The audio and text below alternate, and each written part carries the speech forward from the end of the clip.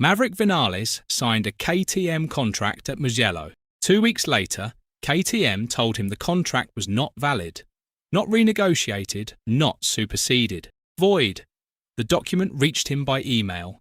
He read terms he already knew were bad and signed anyway because he wanted to race. Then it vanished. Most of the paddock filed that under one ugly negotiation between a factory losing patience and a rider losing form. The managers who sit across the table from KTM filed it somewhere else. They have a name for what KTM does, and they were using it long before Vinales pulled on orange leathers. So what is that name? And why does almost every rider who leaves KTM leave the same way? Here is why this matters more than one Tech3 seat. 2027 is the reset. New 850 cubic centimetres machinery, new alliances, and every serious rider on this grid choosing which factory to spend that reset with. That is the moment a manufacturer's reputation stops being paddock gossip and starts being a price it pays. If the men who negotiate for riders believe KTM writes contracts that only ever bend one way, KTM pays for that in signatures it cannot get. And the Vinales case is not the first data point in that file, it is the fifth. Rewind to the winter. Vinales was the obvious internal candidate for a factory KTM seat in 2027, and he was not imagining it. KTM's own motorsport boss has since admitted the factory had hoped he would be one of those riders. Then the shoulder injury took his season apart, and the market moved during the exact weeks he could not ride. Alex Marquez was signed. Fabio Di Giannantonio was signed. Neither call reached Vinales first. He says he learned all of it from the press, that nobody sat him down and explained how things would play out. Then the contract at Mugello, then the cancellation. Then Pirelli's test at Brno, where KTM had called 2 weeks earlier to say he would be the one riding, and then sent Pedro Acosta instead. You can read all of that as a factory reacting coldly to a rider who got hurt at the worst possible time. Plenty of people have. But the people who negotiate against KTM for a living do not read it that way at all. Asked to describe how the Austrian factory handles riders, several managers gave Autosport the same 3 words. A lack of empathy, not one manager, several of them, reaching for the same phrase. That is not a bruised ego. That is a reputation. One rider representative went further than the phrase. The problem is that KTM always wants every card in its favour when dealing with riders. It's excessive. That inevitably leaves the other side in a very weak position. Listen to that again, because it is not a complaint about manners. It is a description of a structure. So here is the structure.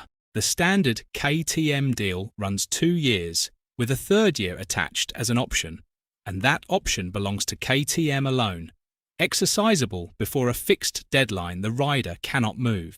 Bolted onto it sits a right to match, so if a rival factory makes an offer, KTM can simply copy it and keep him. Put those two together, and a KTM rider does not really have a contract end date. He has a date KTM may choose to enforce, and an open market it can switch off whenever it likes. And, oh yeah, there is one more part of this. One rider on this grid got the right to match deleted from his deal. Pedro Acosta, in his last extension. He is also the one rider who walked out of KTM cleanly, straight into a factory Ducati seat next to Marc Marquez. The escape hatch exists. You simply have to know to ask for it before you sign, and most riders discover it existed only at the moment they need it. Now the receipts, and there are 5 of them. 2019.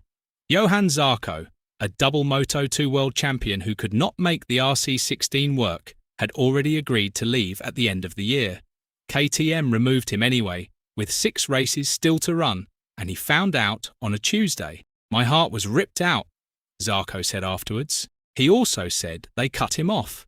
7 years later, a completely different rider with a completely different problem is describing his exit the same way. Then it happened again, twice. Remy Gardner and Iker Lecuona both lost their rides in back-to-back seasons. Raul Fernandez, KTM's own Moto2 prodigy, had a reported €500,000 release fee written into his deal, and when Yamaha agreed to pay that fee, and put him in its satellite team, KTM simply refused, then moved him into a MotoGP seat he had signalled he did not want. And Pol Espargaro, the man who gave KTM its first Premier Class podium, watched the factory put 5 riders under contract for 4 bikes and called it a complete management mistake, in public, about his own employer. So look at what that machine produces. Listen to Vinales now. I'm really burned out of this world. I would like to do something different. He is not negotiating anymore. He says the last terms came and went, and after that he stopped talking. He says that if he leaves the World Championship, there will be one party responsible, and he named it without blinking. A rider who has won races for 3 different manufacturers is describing a life outside this paddock as his plan.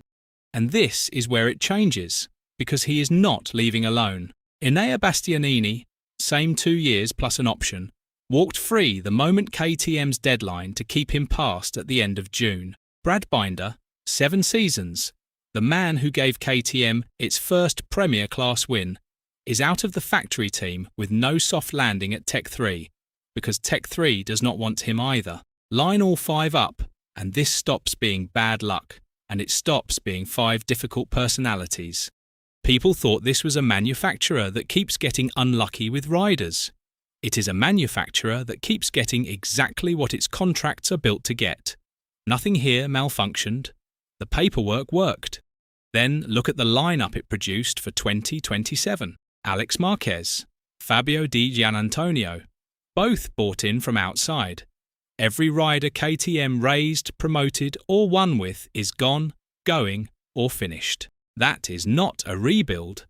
That is a factory that cannot keep the people it makes. Let's be honest about what KTM did and did not do here. KTM did not lie to Maverick Vinales. It never had to. It made a promise nobody wrote down, let an injury do the damage for it, went quiet through the 2 months when the market was decided, and then produced paperwork it could declare void. Every step of that is legal. Every step of that is also why a rider representative reached for the word excessive. And the real cost is not Vinales. Vinales is hurt, out of leverage, and KTM has survived far worse headlines than one unhappy satellite rider. The cost lands at the next negotiation and the one after that, because these managers talk to each other and they have now watched the same script run 5 separate times. In an 850cc era where every top rider gets exactly 1 chance to pick the right factory, KTM walks into every meeting carrying a phrase it did not choose and cannot delete. Make no mistake, KTM does not lose riders by accident. It negotiates them out, and it has been doing it in the open for 7 years while everyone blamed the riders. The question was never whether Vinales could still ride fast. It was whether any rider can sign with KTM and still control his career. What would you have done when that email landed at Mugello? Let us know in the comments below. And once you do that, make sure to click on the video appearing on your screen right now.